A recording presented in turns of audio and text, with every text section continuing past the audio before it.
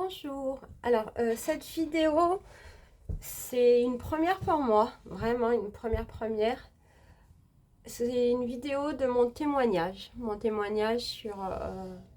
sur moi, sur mon parcours. Voilà. Claire m'avait envoyé des questions que j'essaierai d'y répondre au plus proche. Et en préparant les réponses de ces questions, pardon, en préparant les réponses de ces questions, avec mon guide, on s'est dit pourquoi pas aller plus loin que de répondre aux questions. Et on a préparé plutôt une histoire, mon histoire, mon histoire de mon parcours. Et en fait, je voulais remercier Claire pour m'avoir permis d'avoir pu poser un nouveau regard sur mon parcours. Prendre du recul, et c'est vrai qu'on le fait pas forcément tout le temps, regarder derrière soi, mais regarder derrière soi pour se dire waouh, j'ai fait tout ça quoi. C'est vrai qu'on le fait jamais, et du coup merci à toi Claire de m'avoir donné cette opportunité là. Ce témoignage il va plus loin, je vais commencer par le commencement. Du coup, ça risque d'être un peu long, donc je vous remercie de m'écouter jusqu'au bout. Et faites-en ce qui vous appartient avec ce témoignage. Prenez ce qu'il y avait à prendre. Laissez ce qu'il y a à laisser. Voilà. Libre cours, libre arbitre, ce que vous voulez. Du coup, je l'ai préparé en écrivant une histoire. Une histoire, j'aime bien écrire, j'aime bien poser les mots. C'est ma façon à moi, pour le moment. Peut-être qu'un jour, j'irai plus spontanéité, avec plus de spontanéité, sauf que je sais pas faire, c'est ma première. Donc du coup, je me suis dit, je vais le préparer. Et je l'ai préparé en une histoire. Donc il y a pas mal de pages. Je vais vous la lire. Et je vous remercie encore une fois de m'écouter. Voilà. Donc je vous laisse à mon histoire. Bonjour. Je commence toujours par un bonjour dans mes histoires. Alors, je suis Sabine, j'ai 42 ans. Ma vie n'a pas été la plus simple depuis mon enfance. Je suis l'aînée d'une fratrie de 3 enfants, de parents sourds et muets. Au de mes 6-7 ans, je devais traduire les courriers, mais aussi prendre des rendez-vous par téléphone, chez le médecin par exemple. Le médecin de famille m'appelait toujours ma petite secrétaire. J'ai eu beaucoup de difficultés à l'école, surtout pour mes devoirs. Personne pour me reprendre à l'apprentissage de la lecture, ou pour m'expliquer les mots si savants de notre langue française. Puis j'avais le sentiment d'être responsable de transmettre mon savoir à mes frères, pour leur éviter les difficultés connues. Par moments, j'étais une petite fille, comme les autres, enfin presque. Et d'autres moments, j'étais une adulte, dans un corps d'enfant. Pas facile de trouver sa place et un équilibre. Quelques années plus tard, j'ai subi des violences sexuelles qui m'ont fait croire que c'était naturel. Mais en grandissant, je ne comprenais que ce n'était pas le cas. J'ai eu cette chance de pouvoir parler et d'être reconnue victime. Pendant ma période d'adolescence, mes parents divorcent. Je ne vous parle pas du bazar que cela a mis dans notre famille. J'ai décidé, avec une assistante sociale, d'aller dans une famille d'accueil pour me protéger et pour essayer de trouver un équilibre. Ce fut le cas.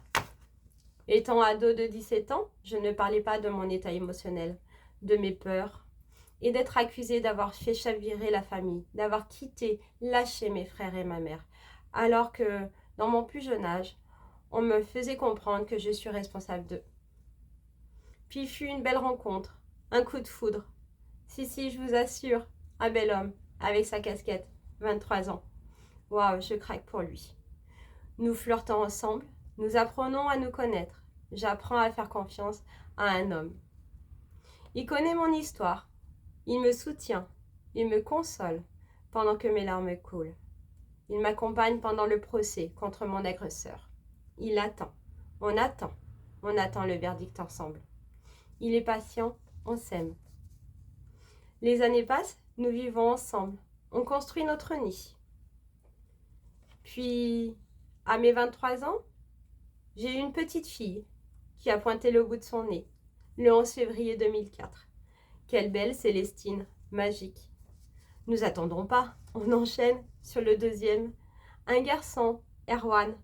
Mais voilà, à l'échographie, à la deuxième échographie plus exactement, on nous annonce qu'il y a un problème. Direction Lyon. On nous confirme que notre bébé a une malformation, mais que c'est opérable. Avant cette échographie, souvent je disais à mon conjoint, notre enfant ne va pas bien, il va mourir. L'intuition d'une maman est très très forte. Jusqu'à l'accouchement, tous les 15 jours, j'allais à l'hôpital de Lyon pour surveiller l'évolution de notre garçon. On nous prépare aussi au jour J. Un accouchement programmé, car bébé Erwan ne pourra pas respirer, ni pleurer, ni crier. Ses poumons sont beaucoup trop petits, trop serrés. Le 13 juin 2005, mon garçon est né, en criant, en pleurant, et j'ai même pu l'avoir quelques secondes dans mes bras. Ouf! Mais vite, on l'amène, on le ventile. J'attends, on attend. Mon garçon est stable, donc opération le lendemain, qui se passe bien, mais plus long que prévu, car il y avait plus de dégâts que prévu. Les jours passent, il se bat. On est là, on le soutient. Les mois passent, il est toujours sur Lyon. Je peux le voir que le week-end. J'ai une petite fille qui a aussi besoin de sa maman. Et habitant à 1h30 de Lyon, rien n'est simple. Quand mon conjoint pouvait avoir quelques jours, on déposait notre fille chez les grands-parents et direction Lyon. Pendant 8 mois, il a passé d'opération à opération. Nous avons eu des peurs et des victoires. Pour ces 8 mois, victoire, il rentre à la maison. Mais il est avec plein de machines. Nous étions ses parents, mais aussi ses infirmiers. Notre fille, Célestine, nous aide à prendre soin de son frère. Elle connaît le son des machines, le bip de la machine de cardio. Je ne sortais jamais de la maison, sauf pour faire mes courses. Ça y est, enfin, il me demande un mariage. À 3h du matin, après son travail de nuit. Il faut bien aller choisir sa robe. Donc le samedi 14 octobre 2006, je me prépare à prendre la route d'1 heure pour rejoindre ma mère. Je dis au revoir à mon garçon et au revoir à ma fille et à mon futur mari. Erwan n'était pas très bien, mais rien d'alarmant. Je prends la route et mon conjoint veille sur nos enfants. À peine arrivé chez ma mère, mon futur mari m'appelle et me dit « Rentre vite ».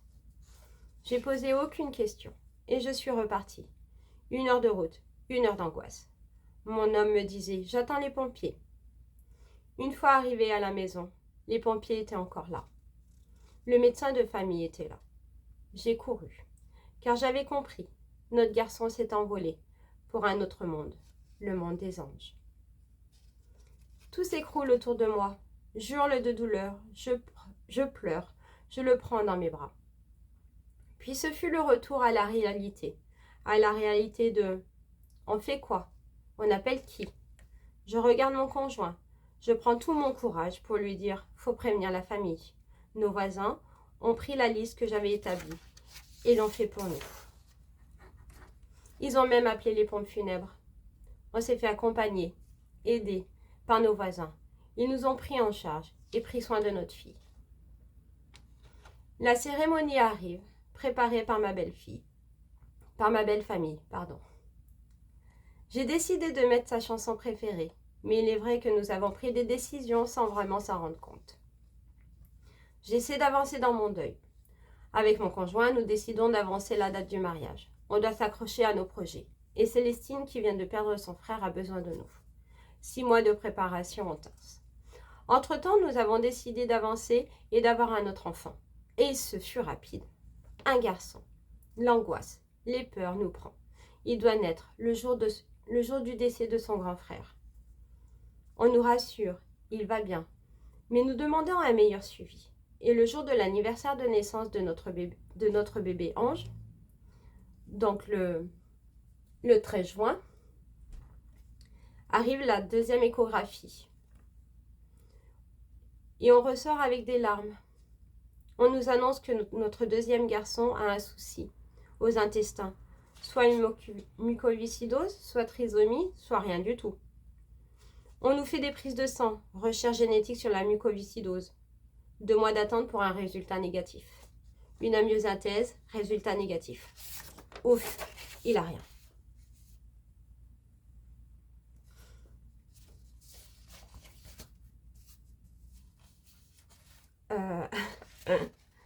Ah oui, excusez-moi. Du coup, on déclenche l'accouchement. On décide de déclencher l'accouchement de notre deuxième fils, Yanis, pour fin septembre. Parce que pour nous, il était hors de question qu'il naisse le jour où nous avons perdu notre fils, Erwan. Yanis est né le 29 septembre 2007, à 5 minutes d'écart d'heure de son frère Erwan. Il n'y a pas vraiment de hasard. Il n'y a pas de hasard. La vie continue. Nous pensons toujours à notre ange. Puis fut la grande joie d'accueillir notre troisième fils, Ilan, le 23 décembre 2009. On achète une maison. Je décide de suivre une formation d'aide-soignante. Nos enfants grandissent. Mon mari a ouvert son entreprise. On avance avec beaucoup de joie, de peur, de pleurs, de vie. Le deuil de mon garçon, à ce moment-là, 2011, se fait. Enfin, c'est ce que je crois. Je suis diplômée en 2013, aide-soignante. Je travaille au domicile des patients. J'aime mon métier, mais parfois je me sentais seule face à la douleur de mes patients. Je sens quand même que je suis fragile. Je prends l'initiative de voir une psychologue en 2017. J'avance avec elle. J'ouvre mon cœur. Je constate que mon deuil n'est pas complètement fait et que mon enfance a laissé beaucoup plus de traumatismes. Elle m'ouvre les yeux sur les relations que j'ai avec mes proches, certains positifs et d'autres toxiques. En septembre 2018, à 37 ans, mon mari décide de m'amener chez le médecin. Je vous explique pourquoi. Parce que je pleurais tous les jours. Je lui faisais peur. Je lui ai fait peur. Je me tapais la tête contre un mur. Car mon cœur avait si mal. Je voulais que tout s'arrête. Mon ventre, ah là là, j'avais un ventre très douloureux. Je pensais que j'avais un cancer. Je pensais que j'allais mourir. Mais non, le médecin traitant me dit que je suis en dépression. Je ne le croyais pas du tout. Il m'a donné un traitement et me dit « Si dans 30 minutes, tu ne dors pas, alors oui, tu feras une échographie. » 30 minutes plus tard, qu'est-ce que je faisais? Je dormais. Je vois ma psychologue tous les 15 jours, mon médecin 1 fois par mois. En arrêt, le médecin de la sécurité sociale veut me rencontrer. J'explique. Et elle me dit qu'elle prend en compte ma dépression et qu'on devrait envisager un autre métier. Elle me dirige vers la médecine du travail, qui est du même avis. Donc je suis en incapacité à exercer mon travail d'aide-soignante. Car ce métier, mon passé, le tout, fait que je risque de rechuter encore. Et ils ont raison. Je fais un bilan de compétences, ce qui me permet de sortir en douceur de chez moi. Car pendant 6 mois, j'ai vu que mon lit. Je dormais toute la journée et la nuit. Mon fils Ilan disait à tout le monde « Maman dort tout le temps ». Pendant ce bilan, je savais ce que j'avais envie de faire, car c'était toujours au fond de moi. Mon cœur, toujours là. Mais je ne l'ai pas écouté. Je voulais devenir fleuriste et ouvrir ma boutique. Alors en octobre 2019, donc j'avais 38 ans, je me lance dans la formation adulte fleuriste de 6 mois. En septembre 2020, je passe mon CAP avec l'obtention. Et entre-temps, je fais les démarches pour pouvoir ouvrir ma boutique de fleurs. Et pour accéder à ma formation, j'ai fait une rupture conventionnelle. Puis, vu que j'étais inapte au métier d'aide-soignante, on m'a dirigée vers la JFIP, qui me propose de me mettre en travailleuse handicapée, qui me donne le droit à accéder à la formation sans sortir un sou de ma poche. J'ai dû m'inscrire à Pôle emploi pour toucher le chômage. Et une fois la boutique est ouverte, j'ai eu le droit à 2 ans d'indemnité de chômage. Cela m'a demandé beaucoup de travail personnel pour étudier. La formation étant à 1 heure de chez moi, je partais le matin et je rentrais le soir à 18 h du lundi au vendredi. À 20h, je révisais mes cours. Le plus gros défi pour moi a été de me resociabiliser avec le groupe de femmes qui étaient elles aussi en reconversion. Et aussi la confiance en moi. Je me trouvais toujours nulle pendant les cours florales. Mais maintenant, ayant ma boutique, je prends confiance en moi. Et depuis 2022, oui c'est ça, depuis 2022, je prends la décision de me faire suivre par une thérapeute énergicienne qui m'apprend à s'aimer soi-même.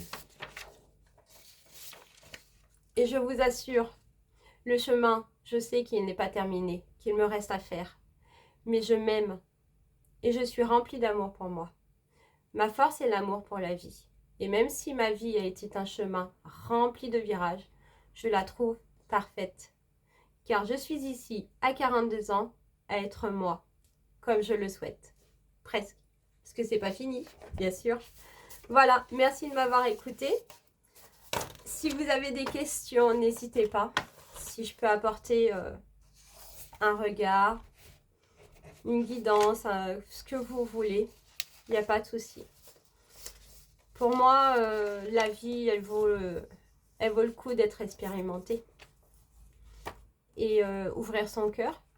Ne pas avoir peur. Alors c'est facile à dire, je sais. Hein, mais affronter parfois ces douleurs peut faire que ouvrir son cœur vers l'amour. Voilà. Je vous remercie encore de m'écouter. Et puis à très bientôt. Bye.